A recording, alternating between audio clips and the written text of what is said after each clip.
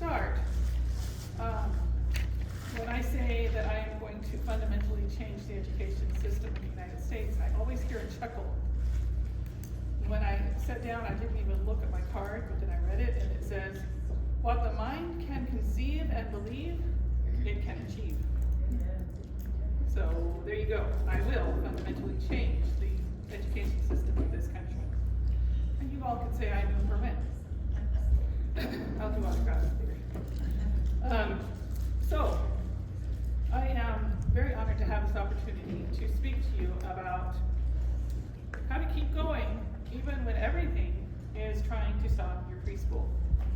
Now I say preschool, and I know that not all of us teach preschool, but it just flowed better because if I name off everything, we'll be here all day. I do want to add a trigger warning. I'm going to be talking about miscarriage, so I apologize if that upsets any of you. On November 24th, 1965, just as the credits rolled on the Johnny Carson, Late Night with Johnny Carson show, my mother had a contraction. Seeing that she was having a contraction, my father sprang into action, ran next door, got the consider for my sister, grabbed her suitcase, rushed my mother into the car, and I rushed to the hospital. And on the way there, she had 3 more contractions. As they pulled into the circle drive in front of the maternity ward, the nursing staff recognized my parents' vehicle. It was a small town, so everyone knew everyone. And they rushed outside with a gurney. Why all the fuss after only 4 contractions?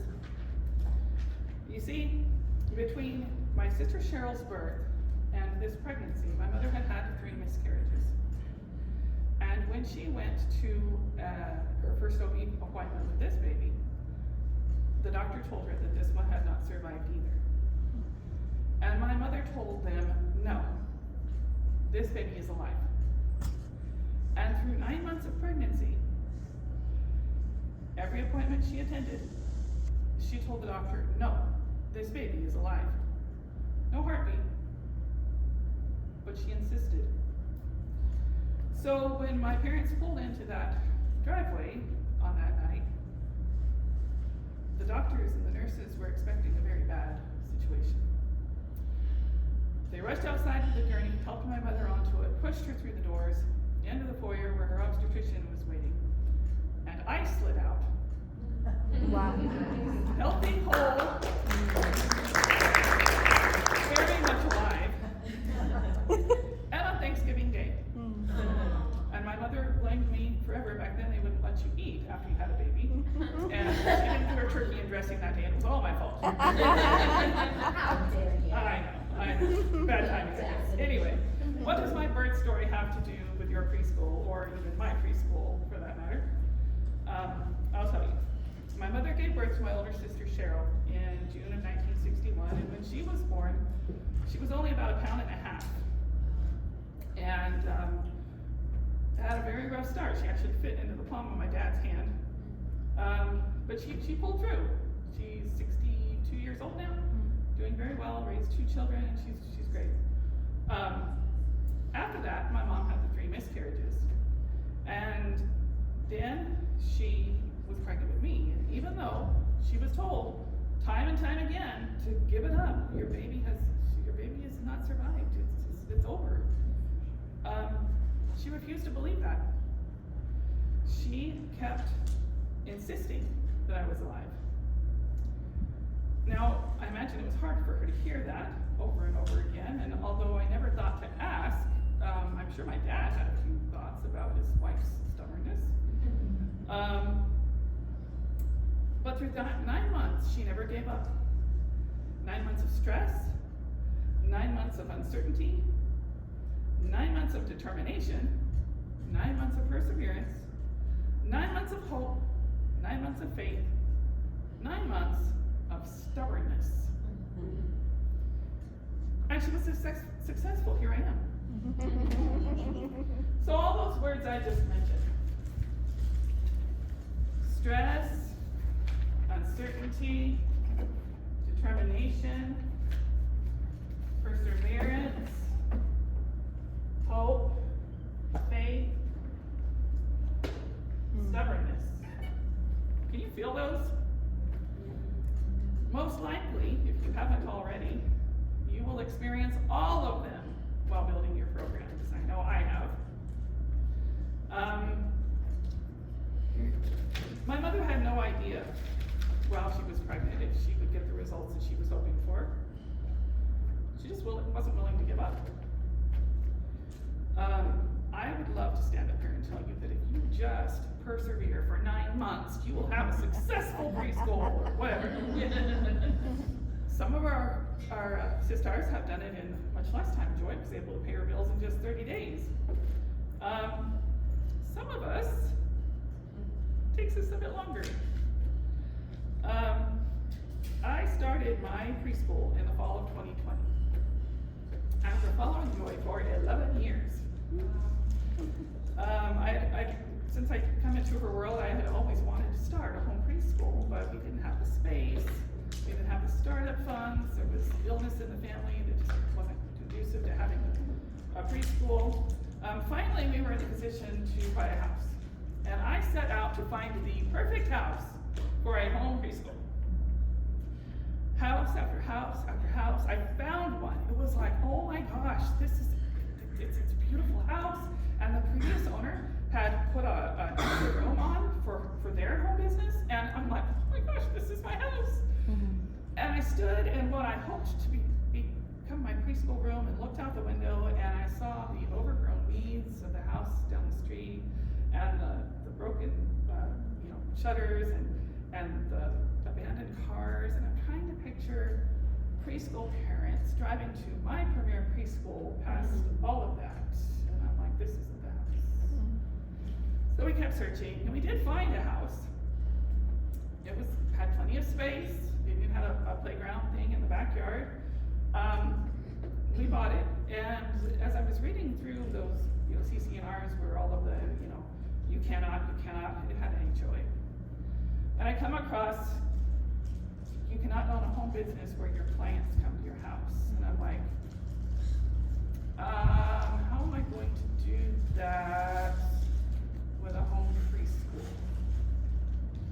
So I gave up again. It didn't even occur to me to email Joy and ask for her advice, because she was this ultra successful internet marketer person that, she wouldn't have even noticed the email from me, I'm sure. So fast forward, it's now 2020, and as we've discussed, we all know what happened. A friend of mine challenged me during the shutdown to empty my email inbox, which was somewhere around 78,000 emails. And I'm like, sure, what else am I going to do? So I started delete. And then I got down to about 7,000, and it was people who I actually wanted to hear from, and Joy Anderson made the cut. I had 1,000 of those emails. Just joking. Probably pretty cool. Anyway, as I typed her name into the search bar and it started to populate, I saw this very recent email. If I remember correctly, it was sent like 2 days before, but it was for sure within the last week. And it said something about starting an online preschool. And I was like, I don't have to have the space. Oh my gosh. And at the time I was working on a digital marketing degree, so that kind of fit in with all of that. Plus I'd been trying to start an internet marketing business on my own for like 20 something years, and they'd all failed for whatever reason. So I was sold. We had just gotten our stimulus check, and I used that to pay for my membership, to pay for Preschool in a Box and several of her other products, and I was stoked. I'm like, we got this. So I decided to do a summer camp, and I created these classes, and they were great. They had crafts and games and songs, and I was pretty sure I knew how to use the tech, record the class on Zoom and send it Facebook or email, I don't remember. We certainly did not have the hub.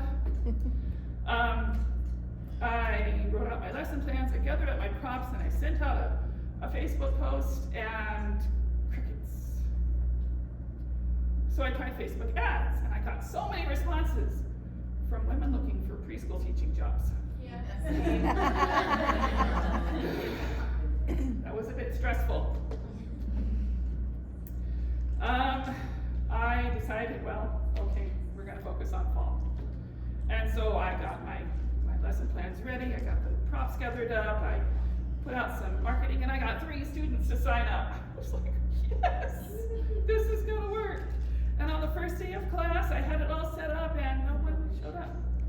I remember. No one showed up. I recorded the class anyway. One of the moms had just plain forgotten there was class that day. Another one was dealing with her daughter's attitude and wasn't able to log on. And the third one just plain ghosted me for months. She ghosted me, just didn't respond to my messages. It's like, you're paying me? Okay. I work for free. No problem. So over the next 2 or 3 months, the mother with the child with the attitude, she had actually been so excited for me to teach her daughter because she was my daughter's best friend when they were little. And she was really excited for me to teach her daughter, but her daughter wanted to go to real school like her older sister and just wasn't having my online stuff. So they dropped out.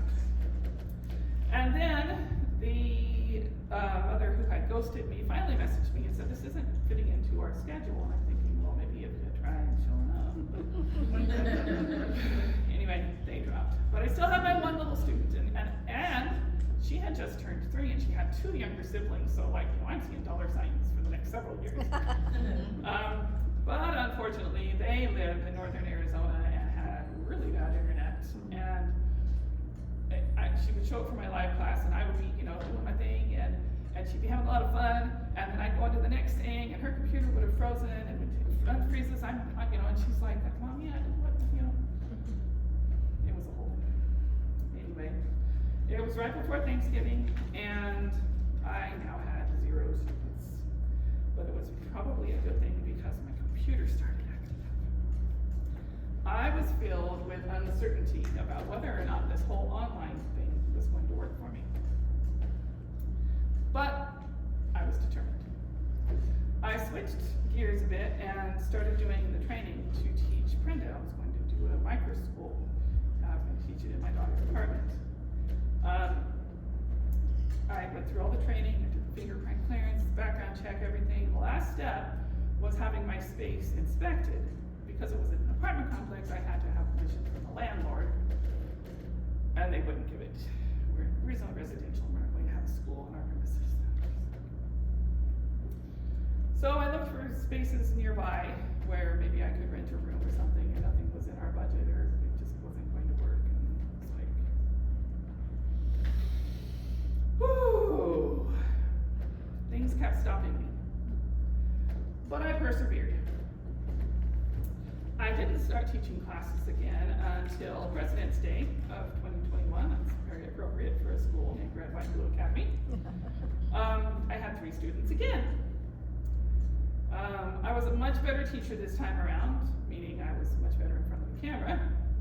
And I had the hub. One of my students dropped out before she even attended class. Okay. The other 2 showed up sporadically, not every day, but I would teach the classes anyway and send the recordings, which they never watched. One of the students was approved for services for developmental delays and whatnot, and between all of the therapies that they had to attend, the grandmother said, I'm sorry, but we just can't do your class. And I offered them the recordings, for a discount, and she still said no, so I was, again, down to 1 student. But this child lived in Mesa, and she had really good internet. So we finished out the year, and it was awesome. She was going into kindergarten, and on her graduation, I went to her home and taught a live class. Aww. And it was just the 2 of us, and we just had so much fun. I had her running around, looking for stuff. It was so cool. And then we did a little mini ceremony with her and her parents. It was awesome.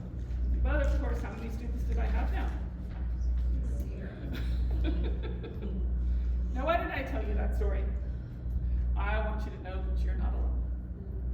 Sometimes life just steps in front of us and holds up a big red stop sign.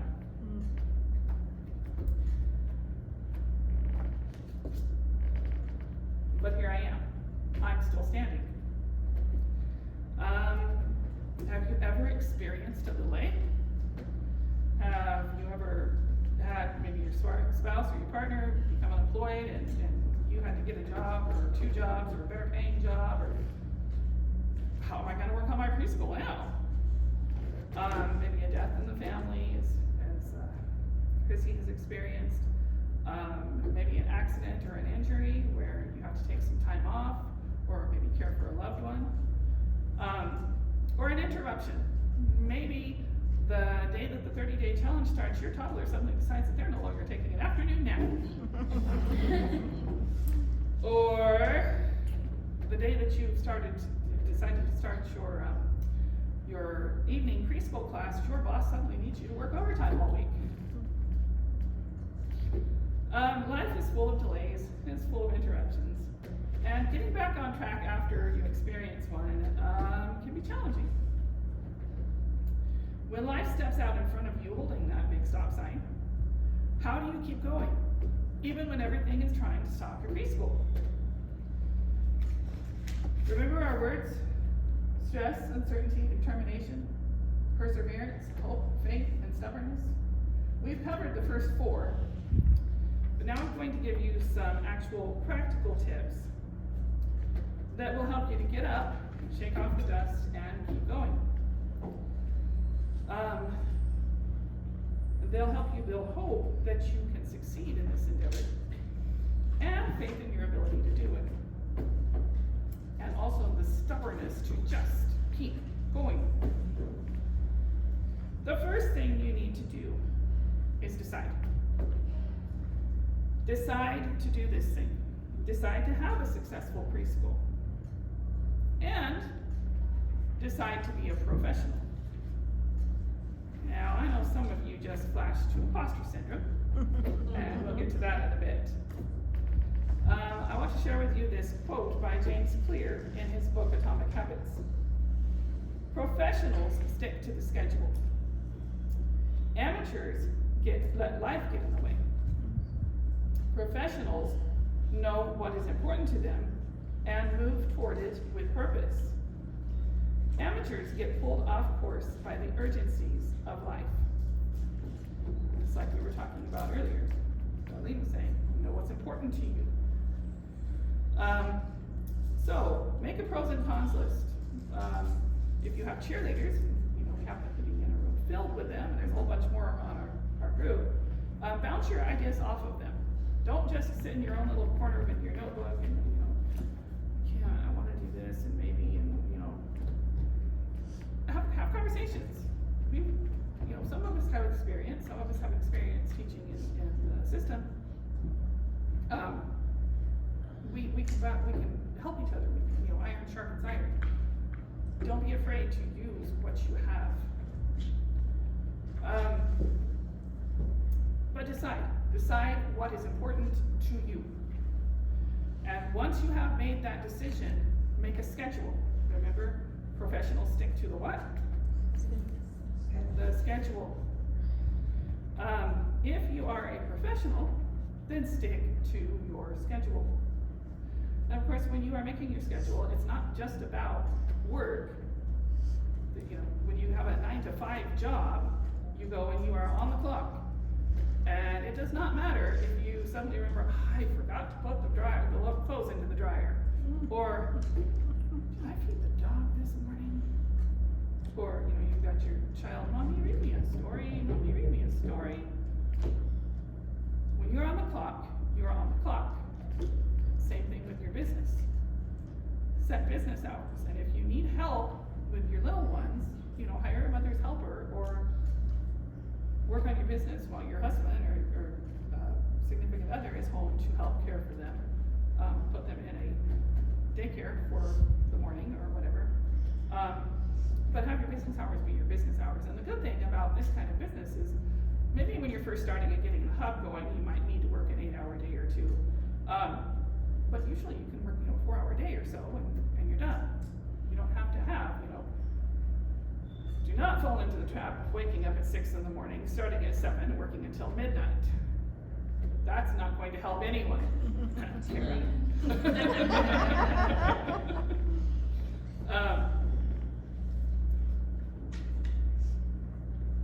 realize that life is not an emergency.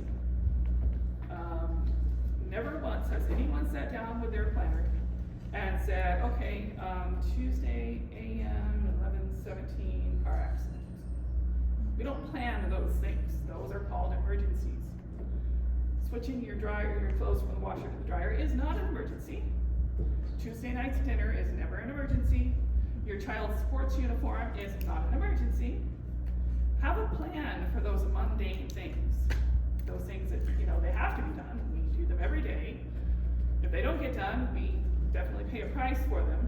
But have a plan. Make meal plans. Monday night we have chicken, Tuesday night's tacos, Wednesday night's pasta, whatever works for you.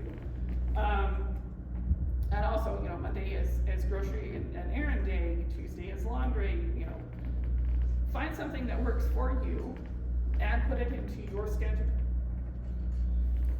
Stop and think about your life, or maybe carry around a journal for a week, okay. Changed the baby's diaper 12 times, bathed the baby, made lunch, made a second lunch for the child who wouldn't eat the first one.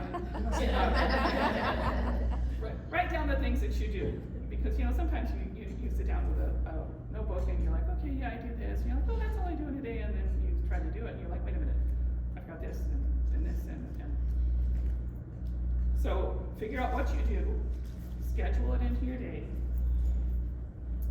Schedule the things so they don't become emergencies, and then work your schedule.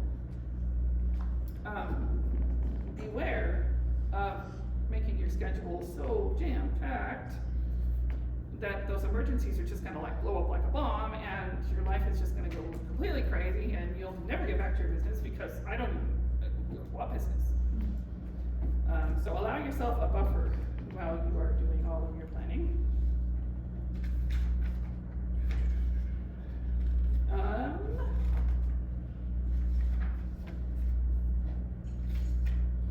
And of course, work your plan.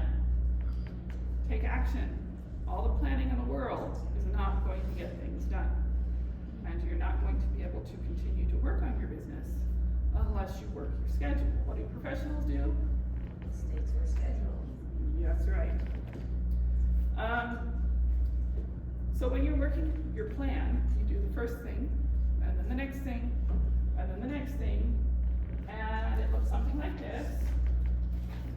One step at a time. And we all know that if we just get up in the morning and do one thing after another, eventually we'll get here, right? Usually it looks something more, I don't even know how it looks, but it's definitely not this.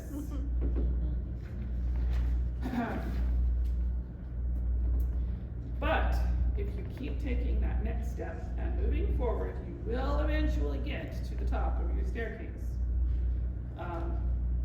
And of course I have to put in a plug for the guides.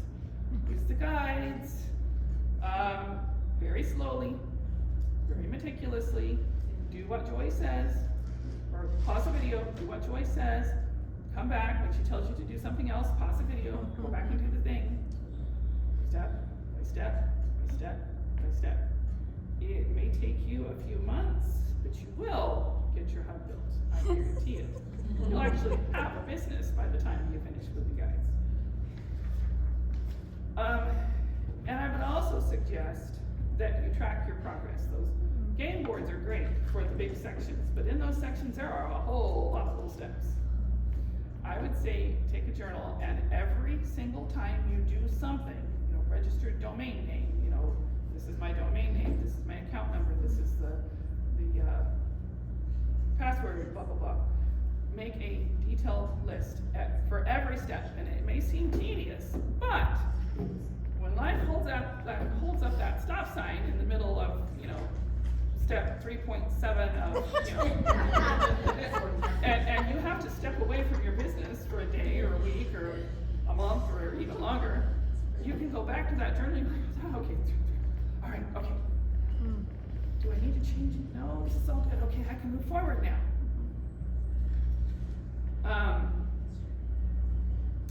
So I didn't use the words hope and faith in any of those tips, but sometimes having a direction, having a plan, knowing which step to take can provide that hope and that faith.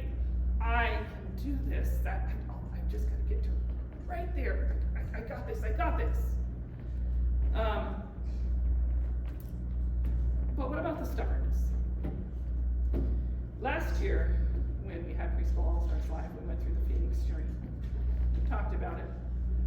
If you have not yet gone through the Phoenix journey, I challenge you to go to your preschool system dashboard that's under upsells and go through the preschool journey. I would say start it even before you unpack. It is that life-changing. We learned about big audacious goals, as Joy talked about earlier. These are scary goals. They are goals that Paula right now cannot possibly meet. But Paula, that has continually worked on herself throughout the year, can probably, if not accomplish it, get very, very close to it. And last year while we were here, I set a big audacious goal to sign up 1,000 students in my online, my Preschool All-Stars online, on-demand, whatever it's called, Preschool Club. There you go. And I continued the Phoenix journey after we got home. And after suffering an illness that took me out for about a week, and then 2 different injuries, I realized that if I was going to effectively work on my business, I needed to work on my health. So I changed my bag to be a health-related goal. But then life, since this time last year, y'all sit down, I experienced plantar fasciitis and an inflamed Achilles tendon in my left heel. I had to wear a walking boot for about 3 months, and I could still barely walk. I popped Tylenol and Motrin like they were candy, which you'll see came back to bite me in a minute. We had major family issues that could have resulted in some significant lifestyle changes for us. But thankfully, miraculously, they all worked out amazingly well. But not for a few very, very, very stressful weeks. I'm working on my early childhood education degree, and I took what I affectionately refer to as the literature class from hell. Gretchen, I'm getting my associate's degree, not my master's, not my doctorate, just associates. I had a 14-week class that I had to read 22 books. Now, some of them were, like if you give a mouse a cookie. But I also had to read The Giver, Roll of Thunder, Hear My Cry, Charlotte's Web, Julia Blows, a couple of other bigger ones. And to make it even more fun, the textbook wasn't the kind where you could just look in the index and find the answer. You actually had to read the thing. I learned a lot. It's a real lot of college. I can tell you how to avoid it. And every single week I had to write a 500-word essay on these books that I had to read. Which, for The Giver and Roll of Thunder, Hear My Cry wasn't so challenging, but have you ever tried to write a 500-word critical thinking essay on If You Give a Mouse I did it, and I got an A. I got an A in the class.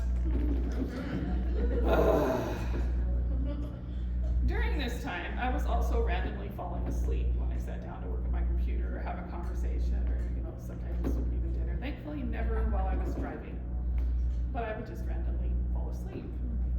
This problem had started back in spring of 23, and I just need more sleep. I'm dehydrated.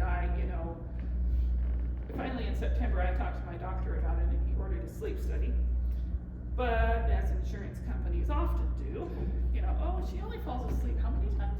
I don't know. Does she deserve to have? Well, let's think about it. Oh, we'll just push it to the next. Whoa.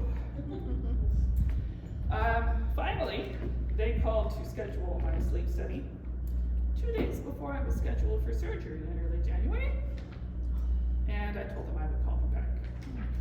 So, long story short, after I recovered from all of that, I called them back and the referral had expired. So guess where I had to start? Back at the beginning. Thankfully, it only took a few months because they'd already approved it once, so I'd be like, oh, well, fine. During this time, I was also having digestive issues and abdominal pain, dealing with cellulitis on my right calf, and I also binge watched 11 complete TV series. While lying on the couch wishing I was working on my business.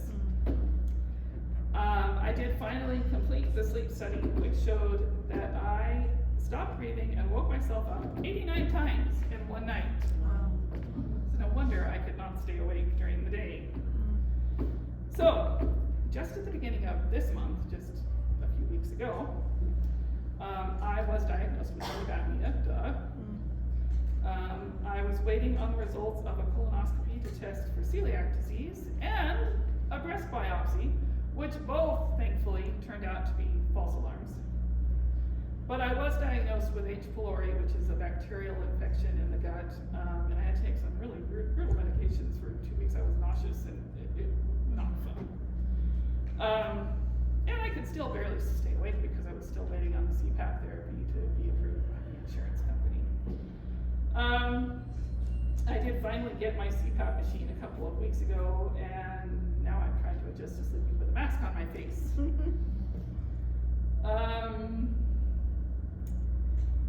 And since about the beginning of April or so, the words right to speech kept moving further and further and further down my to-do list. And of course there was imposter syndrome. Who are you to talk about preschool? You're not even teaching right now. You do know that you'll be speaking to successful business owners, right? Remember those 1,000 students?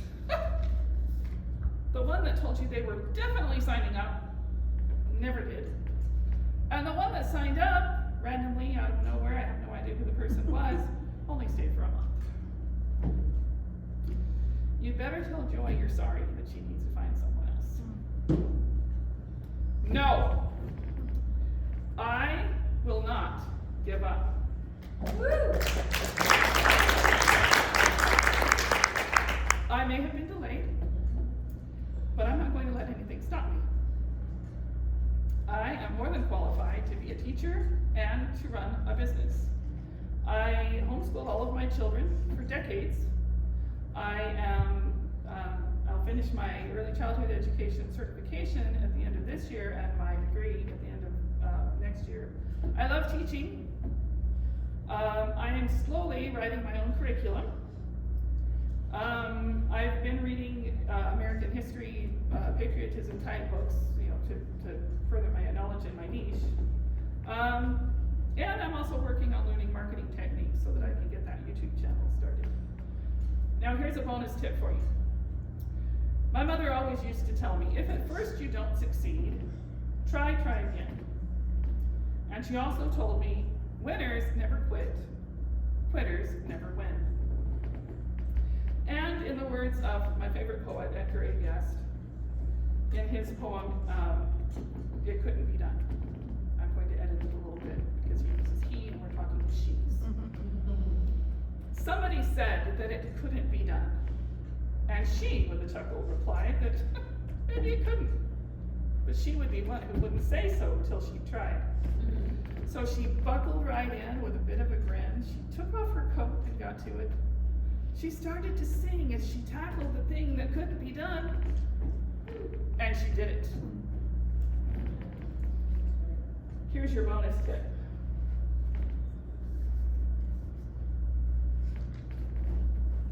Stop stopping.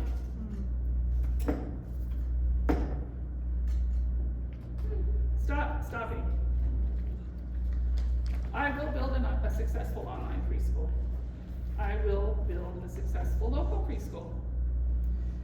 And through all of my delays, my vision has grown much larger, as we've already discussed. I will change the education system of this country. Just as I lived in my mother's womb, despite supposedly being dead, I'm too stubborn to stop. Are you too stubborn to stop? What will you build?